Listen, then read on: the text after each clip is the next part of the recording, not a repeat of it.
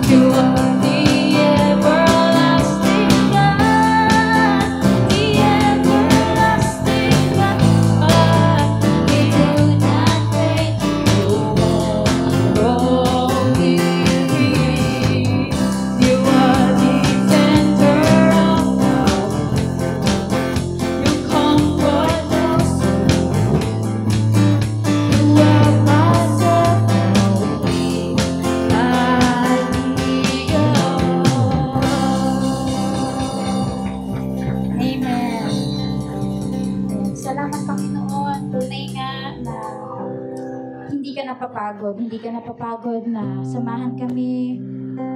Hindi mo kami niiwan, Panginoon. And whenever we have something, Lord, in our heart, Lord, you're always there. And you comfort us, Lord, with your words. And Lord, you deserve everything, Lord. Our life, our worship, the song that we're going to sing, Lord, because you are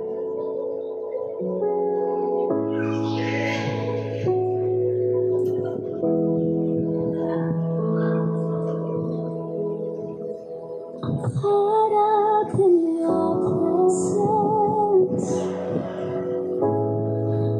I just want to sit here at your feet. I'm caught up in this holy moment. I never wanna leave. I'm not here for blessings.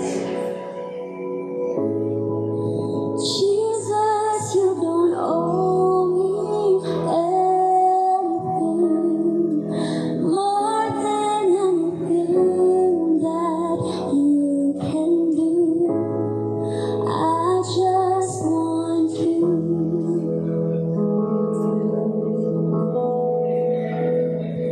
I'm sorry when I've just gone through the motions.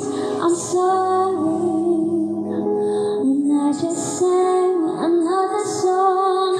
Take me back to where we started.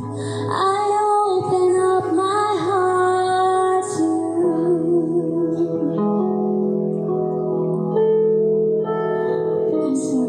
I'm sorry when I come with my agenda.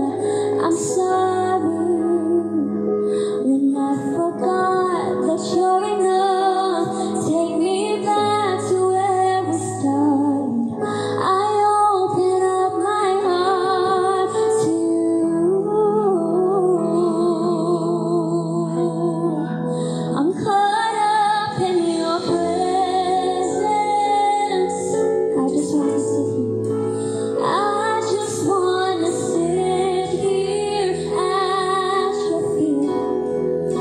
I'm caught up in this holy moment. I never want to leave. I never want to leave. Yes, Lord. Oh, I'm not here for blessing. Jesus, you don't owe me anything, Lord. Jesus, you don't owe me anything more than anything that you can do. I just want you. I just want you.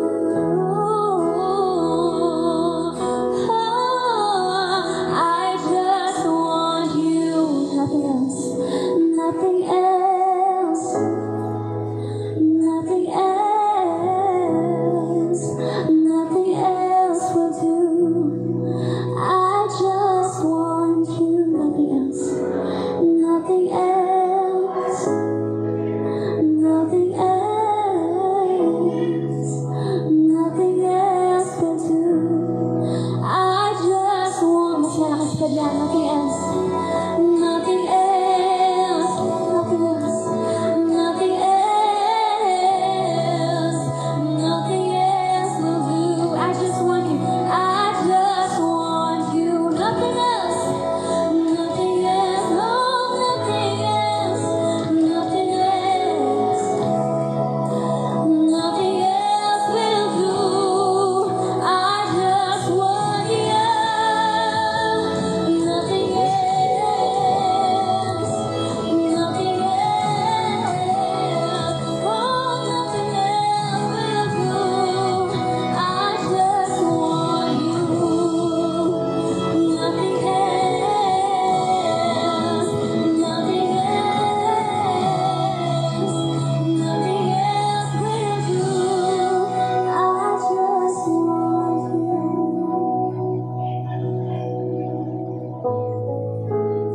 Ito yung ating papuri sa ating Panginoon. Nagpapakumbaba kami sa inyong presensya. Salamat, Panginoon, sa inyong kabutihan. Thank you for your unending love. We are undeserving, but you have made us deserving, Panginoon. Dahil sa ginawa mo, Panginoon, sa krus ng Kalbaryo. I'm caught up in your presence. I just want to sit here at your feet. I'm caught up worshipportal.com.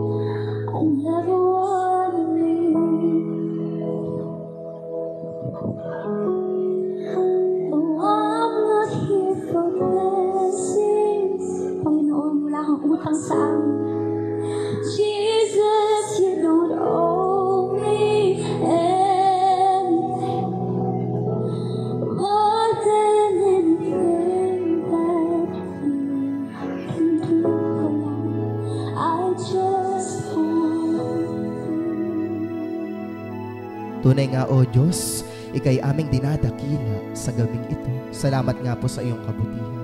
Ikaw po ang aming itinataas, Panginoon, sa pananambahang ito, O Diyos. Nawa, O Diyos, kung kami may hindi karapat-dapat, Panginoon, yung mga humahadlang na nagbubunga sa amin ng hindi namin malayang pagsamba at pagpuri sa iyo, Panginoon.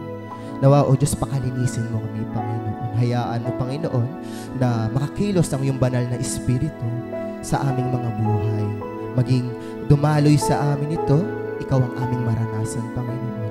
Ganon din naman, O Diyos, sa mga darating pa, O Diyos, gabayan niyo po sila, Panginoon, upang ligtas silang makarating sa iyong bahay panambahan, Panginoon. Salamat nga po, Panginoon, sa pagkakataong ito.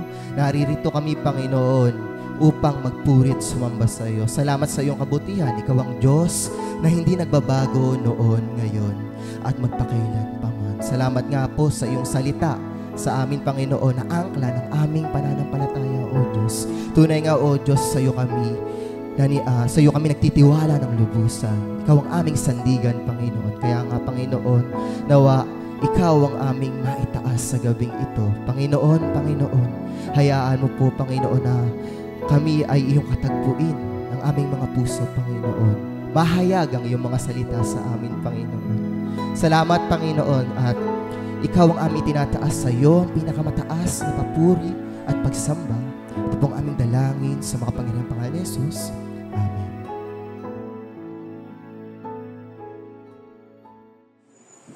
Magandang gabi sa ating lahat. At patuloy tayo sa ating pag-aaral tungkol sa mga katangian ng Diyos. Mga nakaraan ng ating pinag-aralan ay God is able.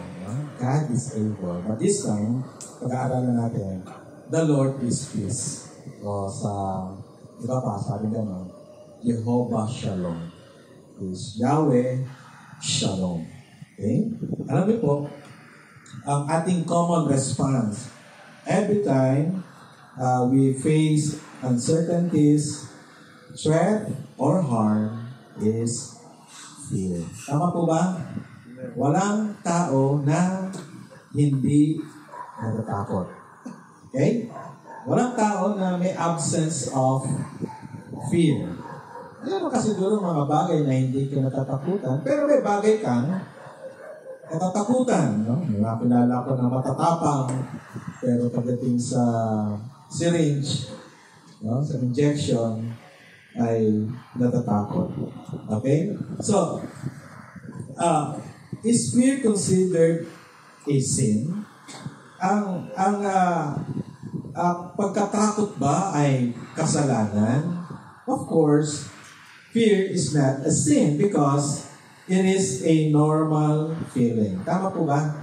Yung takot ay normal na damdamin once we face danger, threat, or even uncertainties. No? Yun ay normal lang. No? Fear can also be beneficial. May pakinabang sa takot. Bakit? Kapag natakot ka, you will keep yourself safe in times of danger. Tama ba? Kapag ikaw ay natatakot, iingatan mo sarili mo. No? May mga kilala kong mga gumagawa ng mga extreme sports. No? Yung maakyat sa mga building. Tapos doon nag-acrobatic. No? At wala silang takot. Walang anumang harness. At dahil sa kanilang lakas ng loob, yan ang nagpapahamak sa kanila. Maraming namatay because of that. No? dahil akala nila okay na okay, no? Meron silang tatawag na self-confidence, no? And it is also beneficial, no? Yung fear is also beneficial because it will lead us to trust God. Kapag natakot ka, yan yung magtutulak sa iyo para hanapin ang tulong ng Diyos. Amen ba? At hindi lang basta umasa sa sarili nating katalinuhan at lakas. Okay? So, there are people, meron namang mga tao na ang weakness nila ay talagang matatakutin. Yung mga ganun talaga. Na lahat na ata ng takot na sa kanya na. Siya yung takot na nagkatawang tao. Lahat na lang kinatakutan. Lahat ng bagay na lang ay nasa kanya na yung takot. Madilim, natakot. Okay? Mataas na lugar, natakot. Lahat na lang. Nakita ng dugo, nahimatay. Ngayon, ganoon din si Gideon. Ito yung ating pag-uusapan sa gabing ito, na si Gideon as a judge, no? Siya isang hukom ng mga Israelita, no, sa Old Testament. At siya ay pinakilala na isang hukom na una ay matatakutin. Okay, let's read together. Ating basahin sabay-sabay sa Hukom, Kapitulo 6, talatang 17 hanggang sa mga sumusunod. Let's read this passage together. Sige, sabay-sabay. Sumagot si Gideon, kung ako po ay talagang kalugod-lugod sa inyo, bigyan niyo ako ng palatandaan. Kayo nga ang nag-uutos sa akin. Huwag po muna kayong umalis at hahainan ko kayo ng pagkaing handog. Hihintayin kita, sagot ni Yahweh. Verse 19. Umuwi nga si Gideon at nagluto ng isang batang kambing at gumawa ng tinapay na walang pampaalsa mula sa 5 salop na harina. Pagkaluto, inilagay niya ang karne sa basket at ang sabaw sa isang palayok. Inihain niya ito sa anghel ni Yahweh sa ilalim ng malaking puno.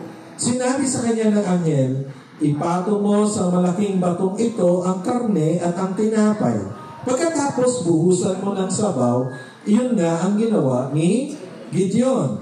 Ang karne at ang tinapay ay hinawakan ng anghel ni Yahweh sa pamagitan ng tungkol. May lumabas na apoy mula sa bato at nasunog ang karne at ang tinapay. Pagkatapos ng anghel ni Yahweh ay nawala sa kanyang paningin. Saka pa lamang naunawaan ni Gideon na anghel nga ni Yahweh ang nakausap niya. Dahil dito, kinalaputan siya sa takot at sinabi, Panginoong Yahweh, tulungan mo po ako. Harap-harapan ko nakita ang iyong anghel. Ngunit sinabi sa kanya ni Yahweh, huminahon ka. Huwag kang matakot. Hindi ka mamamatay. At si Gideon ay nagtayo roon ng isang altar para kay Yahweh na tinawag niyang si Yahweh ay kapayapaan. Hanggang ngayon ay naroon pa sa Ophrah ang altar sa lugar na nasakop ng angkan ni Abiezer. Alam niyo, itong Book of Judges is the story of Israel before their people asked for a human king. Wala pa silang hari noon. Kaya hukom ang pansamantalang nanguhuna sa kanila. Wala pa noon si Haring Saul, di ba? The first king of Israel is King Saul. Tama ba? Wala pa noon. Kaya mga hukom pa lang ang mga pinipili para mamuna sa Israel. That's why judges are military leaders.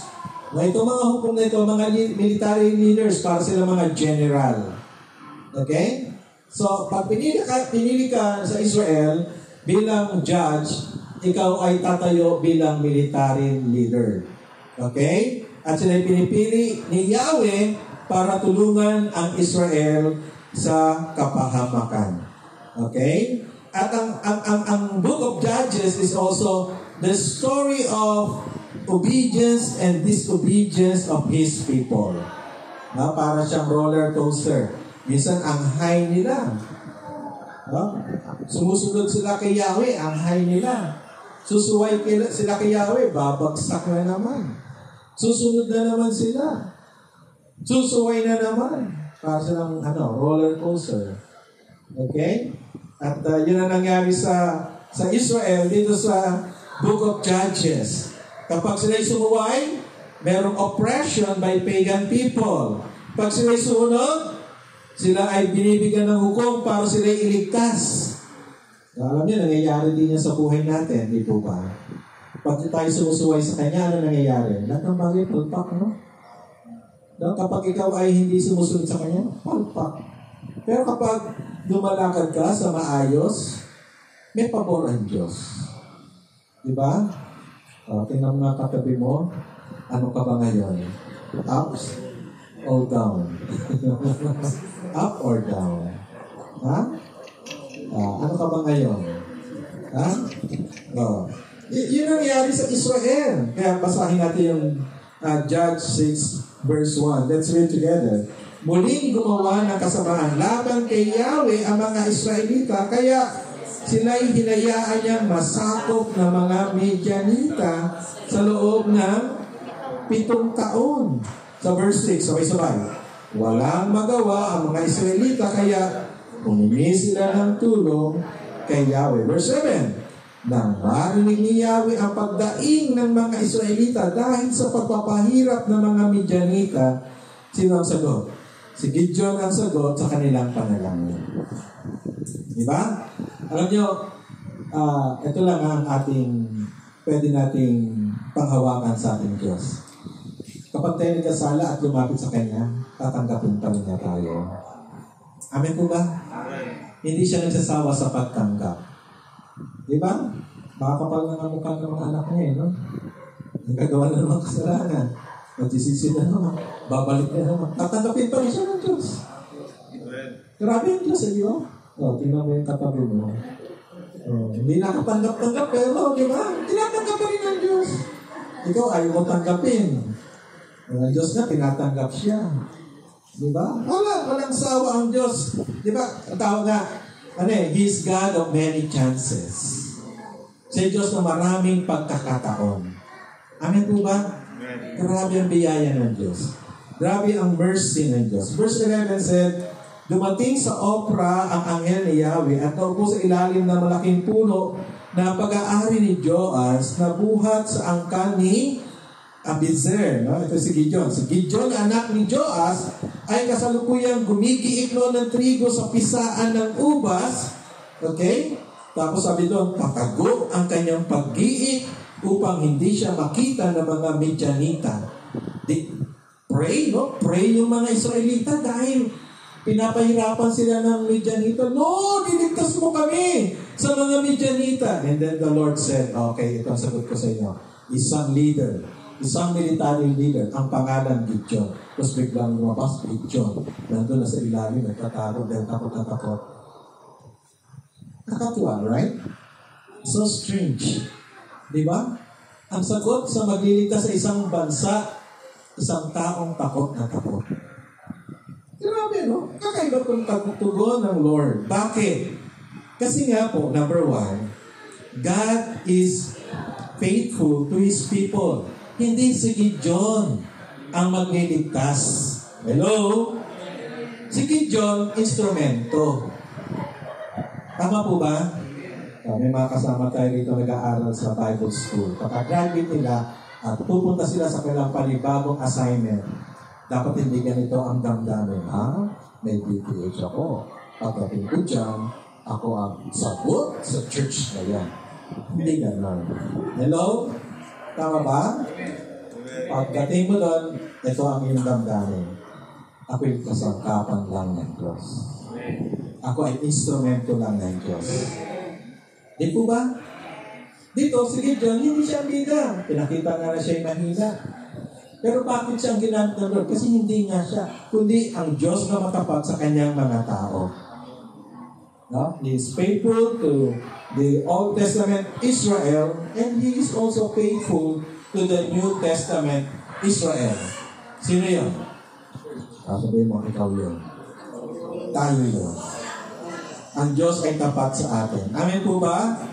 Alam niyo, the number one weakness of God's people, especially in the Old Testament, is forgetfulness. Madaling makalimot sa dami ng ginawa ng Diyos. Sa dami ng ginawa ni Yahweh. Nalilimutan nila yung mga ginawa ni Yahweh. That they easily turn to other gods. No, every time they forget those great things that Yahweh did to them in the past. Sa dami-dami nun, nalilimutan nila at madali silang sumamba sa ibang Diyos-Diyosan. And every time Yahweh sends them a new judge to save them, laging pinapaalala sa kanila ni Yahweh yung nakaraan. Maganda natin, pag halimbawa nangihina ka sa pananampalataya, alalahanin mo saan ka nang galing, paano ka iligtas ng Panginoon, paano pinagpala ng Diyos ang buhay mo. Amen? At doon ka muli lalakas. Nga pala yun, hindi nga pala sa Kanya. Hindi nga pala sa Panginoon. Di po ba? Verse 8, ito, basahin natin sabay-sabay. Sinay pinagalan niya ng propeta at pinasabi ang ganito, inilabas ko kayo sa Ehipto. Verse 9, iniligtas ko kayo sa kanilang pag-aalipin at sa lahat ng inyong kaaway. Natalo ninyo sila at ibinigay ko sa inyo ang kanilang lupain. Verse 10, sinabi ko na sa inyo na ako si Yahweh na inyong Diyos at hindi kayo dapat sumamba sa mga Diyos ng mga Amoreo sa lupain inyong tinitira ngayon. Ngunit hindi kayo nakinig sa akin. No? Pinapaalala lagi sa kanila ni Yahweh. No? So maraming pagkakataong hindi sila tapat. Sila yung rebelde. Pero ito yung maganda. Ito yung good news. Hindi nagbago ang Diyos. Tayo ganun din po. Tama po ba? Kaya tayo ganun din po. Hindi man perfecto ang ating buhay pananampalataya. Hello? Hindi naman. Pero ito lang ang totoo. Perfecto ang ating Diyos. And that's the good news. Yun ang good news. Ang ating Diyos ay Diyos na matapat. Pangalawa, sabi niya, si God nagsabi niya, si Gideon mismo nakaranas at sinabi niya, God, the Lord is peace. Ang Diyos o si Yahweh ay kapayapaan. No? Alam niyo, katulad na sinabi ko nga kanina, itong gera ito, hindi gera ng Israel. May gera ngayon no? Pero iba na yan Iba ng istorya yan sa istorya sa Old Testament. Okay? Itong gera na ito sa Old Testament, hindi ito gera ng Israel o hindi ito gera ni Gideon. Ito'y gera ng Diyos. No? This is God's battle. No? At si Gideon ay instrumento lamang para ma-preserve yung kanyang tao against the Midians. Na bakit kailangan i-preserve? Kasi kailangan ipanganak si Jesus. Bakit kailangan ipanganak si Jesus? Para matupad yung kanyang tipan. Ano ba yung tipan niya? Pagpalain ang lahat ng bansa. Kaya nga nakarating sa atin Amin po ba? No? Kami ni Joy, we started sa Kandubang kanina. Diba? Nag-worship Kandubang sa Laguna. Ngayon, pagkatapos, biyahe na kami. Napunta kami ng Nabotas. Nag-worship at naghandog ng bata sa Nabotas. Pagdating sa Nabotas, sinamahan ako ng mga mababait ng estudyante. Papunta na Marikina. Di ba? Bakit may mga ganong gawain? Kasi natupad yung plano ng Diyos. Natupad yung tipan ng Diyos. Ano tipan ng Diyos? Pagpalain ang lahat. No? Kaya ginagamit ng Diyos na katulad itong mga hukom, katulad ni Gideon, para i-preserve itong kanyang tao dahil doon magagaling ang tagapagligtas. Okay? Tapat ang Diyos sa kanyang pangako. Verse 12 said, sabi gano'n, nagpakita sa kanya ang anghel ni Yahweh at sinabi sa kanya, suma sa iyo si Yahweh, magiting na lalaki. Sinabi sa kanya ni Yahweh, lumakad ka at gamitin mo ang buong lakas mo upang iligtas ang Israel mula sa mga Midianita. Ako mismo ang nagsusugo sa iyo. Yan ang sabi niya kay Gideon, verse 15. Sumagot si Gideon, ngunit Panginoon, paano ko may liligtas ang Israel? No? Hindi lang siya mahina. Ano pa ang tawag natin dyan? Pessimistic. Yung mga tao ganyan, no? Yung pessimistic, hindi ko kaya. No? Yung katabi mo ba yan? Ganun, pessimistic. Laging hindi ko kaya. Yeah? Paano ko maililigtas ng Israel? Ito pa, tingnan niyo, sabi niya pa, ang aming angkan ang pinakamahina sa lipi ni Manases. Yung aming lahi, ang aming clan, ang pinakamahina. At doon sa mahina clan, siya pa yung pinakamahina. Weakest of the weakest. Wow. Diba, gano'n ka pessimistic to? Ang hina talaga itong taong to. Pero, hello, hindi ka hanga-hanga sa Diyos. Kahit ikaw pa ang pinakamahina, God can use you. Amen po ba? Kahit ikaw na pinakamahina, kaya ka pa rin gamitin ng Panginoon. Amen po ba? Hindi ang ating lakas, di ba? Kundi ang Diyos na gumagawa sa atin. Verse 16 said, sinabi sa kanya ni Yahweh, makakaya mo ito sapagkat tutulungan kita. Hindi talaga siya. Sabi natin siya na, meron pa mas mahina sa kanya, pero pag tinulungan ni Yahweh, tiyak magtatagumpay. Amen po ba? No, ang Diyos ang siyang gagawa. Ang dami kaplina ni Gideon. Ako na pinakamahina sa mga mahina. Pero sabi ni Yahweh, makakaya mo. Bakit? Dahil nandito ang tulong galing sa akin. Alam nyo, ang pangako ni Yahweh sa kanya, hindi lang shalom. Okay, Gideon, you go with my shalom. Hindi. Ang promise ni Yahweh sa kanya, the Lord of Shalom, He will go with him. God promised Himself to him. Ang ipinangako ng Diyos yung sarili niya. Diba? Kapag tayo merong inuutusan, diba? O sige, punta ka ron, ito pera. Bilhin mo lahat ng gusto mo. Ang ganda na, diba? Pero pag sinabing, tara, bili tayo, sasamahan kita. Ituro mo lang gusto mo. Mas masarap yun. Diba? Hindi mo sabi ni Yahweh. Hindi lang ibibigay sa iyo shalom. Kundi, me, the Lord of Shalom, the Lord of Peace, will go with you. Diba? Kasi yung shalom is, hindi lang yung kapayapaan. Sa atin kasi pag sinabi shalom, kapayapaan. Yung shalom, ang ibig sabihin niya, completeness. Sabihin nga natin, completeness. Prosperity. Calmness. Di po ba? Parang sabi ng Diyos ganito, ba't ka? Relax lang. Kalma ka lang. Kasama mo ako. What a promise from God. What a promise from Yahweh. Gideon called God as Lord of Peace or Yahweh Shalom when he made an altar for Yahweh. No, gumawa na siya ng altar na-meet niya si Yahweh, gumawa siya ng altar at sabi niya, ang altar na ito ipapangalan kong Yahweh Shalom. Diba? Naalala niya si Abraham? Diba? Kapatayin niya sana si Isaac. Sabi ng Lord, huwag mo patayin, merong alay doon, ibang palit mo. Tinanggal yung anak niya, nilagay yung alay, at nagtayo ng altar si Abraham. Ang sabi niya, ang pangalan ng altar na ito, Jehovah Jireh, ang Diyos ay nakaloob. Kaya yung pangalan ng Diyos sa Biblia, listen, pangalan ng Diyos sa Biblia, hindi na pag-aaralan lang. Ang pangalan ng Diyos sa Biblia, karanasan. Ikaw, kumusta? Ano pangalan ng Diyos sa iyo? O ano karanasan mo sa Kanya? Yun ang pangalan ng Diyos sa iyo. Nagdarohog ka biglang. Biglang ka na doon. Takot na takot ka.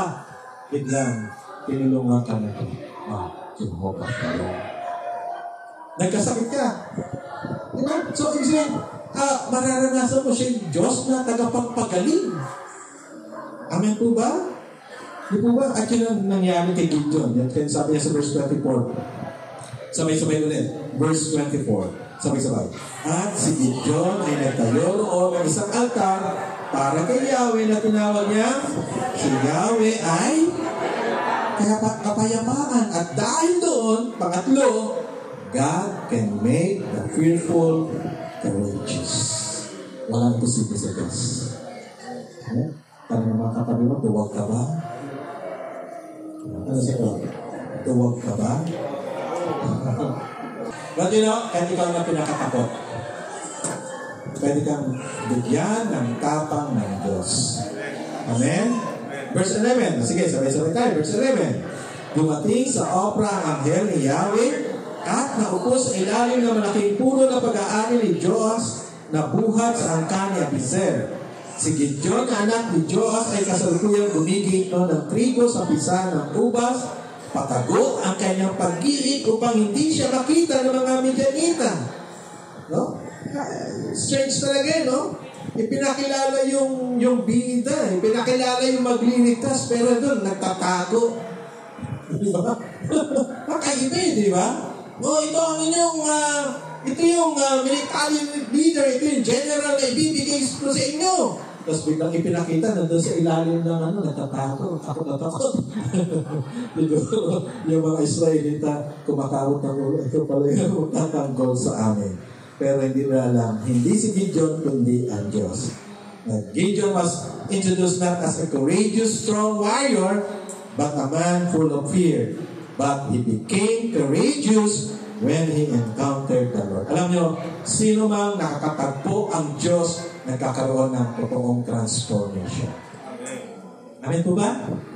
Pag nakilala mo si Jesus sa buhay mo, personal, as your Lord and Savior, may mangyayari sa buhay mo. Pag wala nangyayari, ibig sabihin, hindi mo pa talaga nakikilala ng Lord Jesus. Hello? Pero kapag may totoo kang relasyon kay Jesus, kapag may totoo kang karanasan na ng pagkakilala at pananampalataya kay Jesus, mayroong mangyayari sa buhay mo. Amen po ba? At katulad kay Gideon, di ba? Na-meet niya si Yahweh. No? Si Yahweh mismo ang kanyang na-meet, and then he encountered Yahweh at nagbago ang lahat.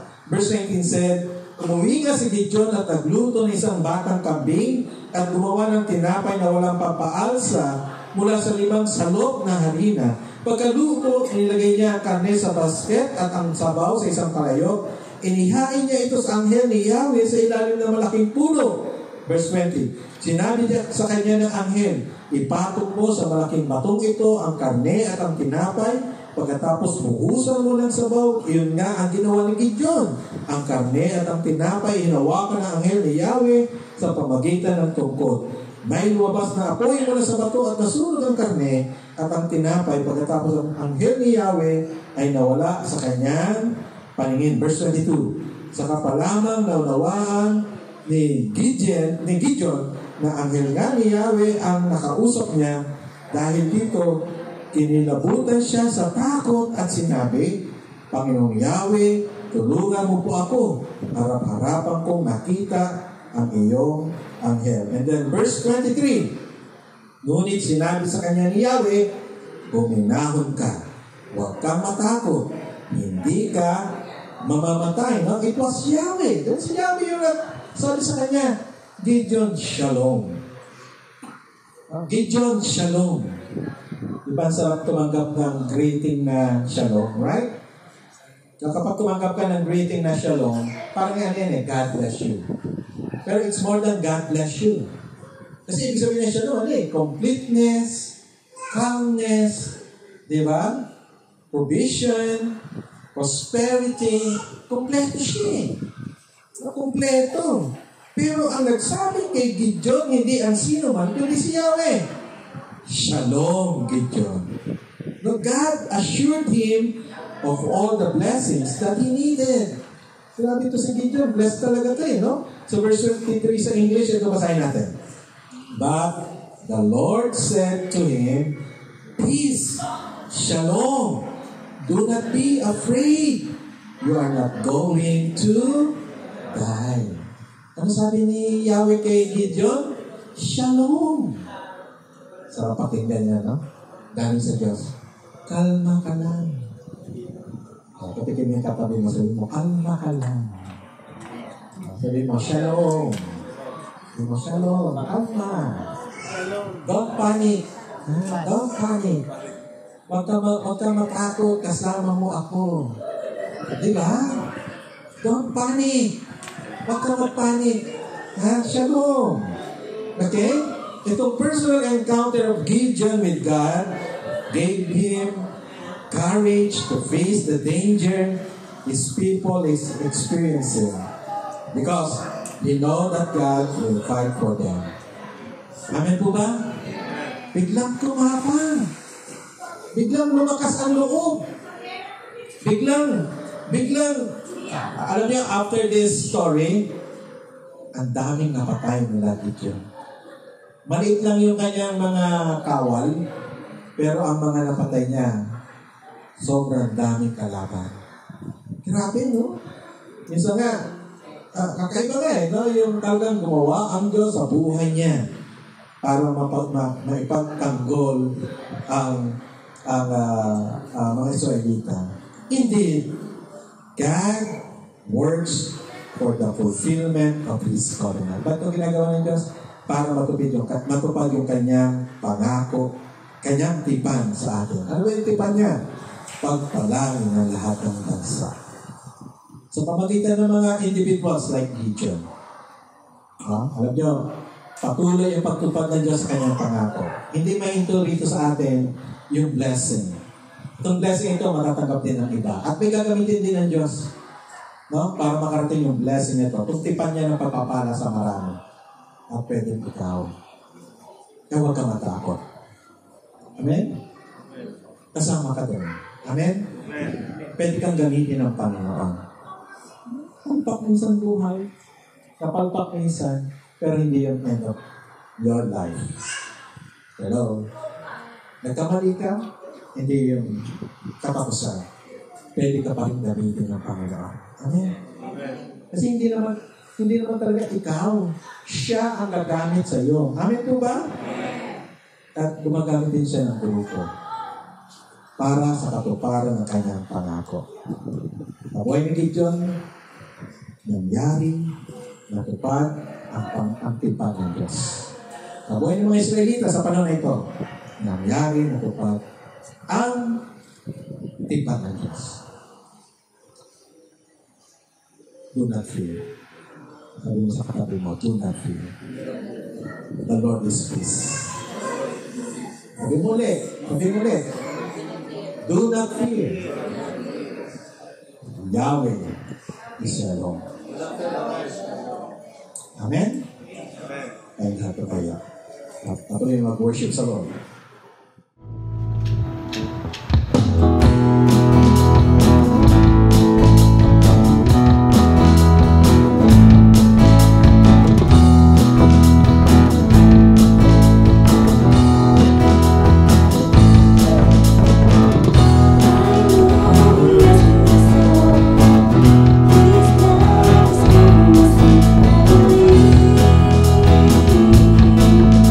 believe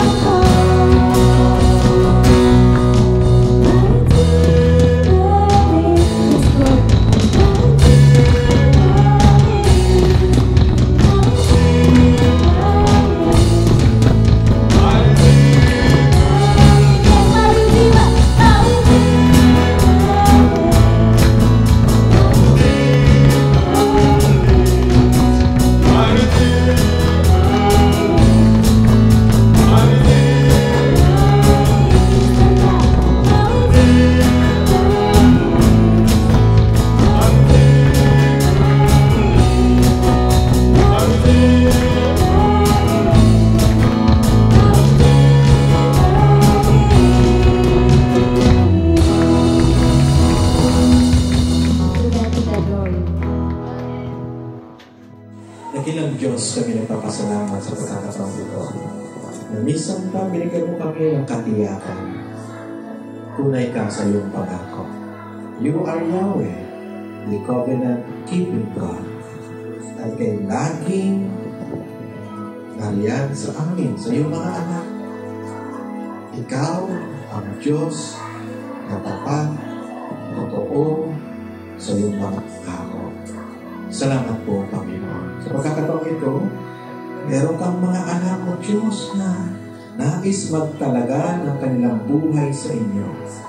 Pero natatakot sila, Panginoon. Paano tapikin mo sila?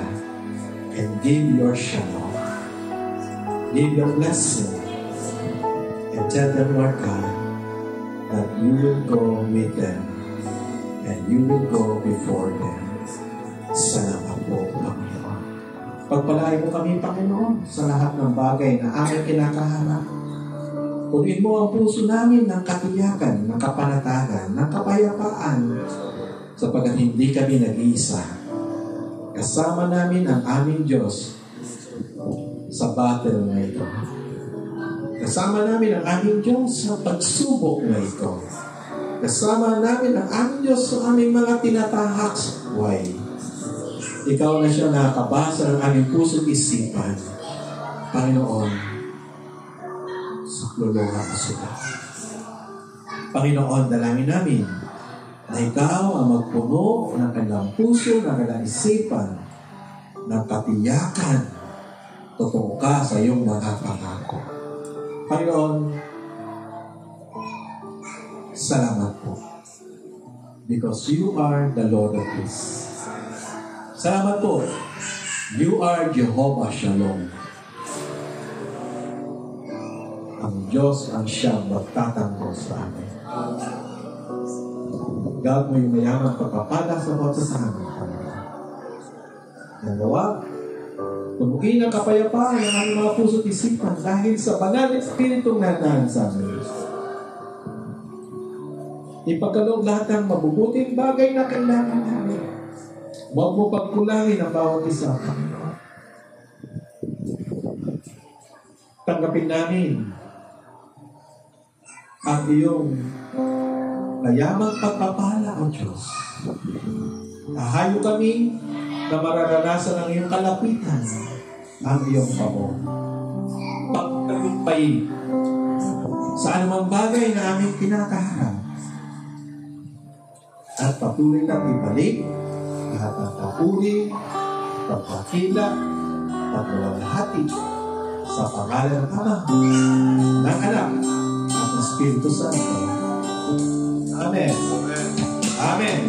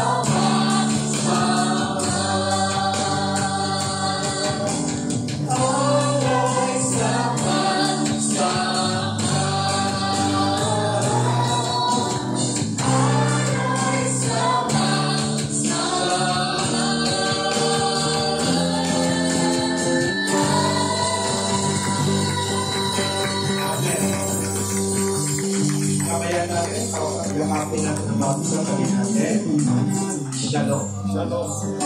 Shalom.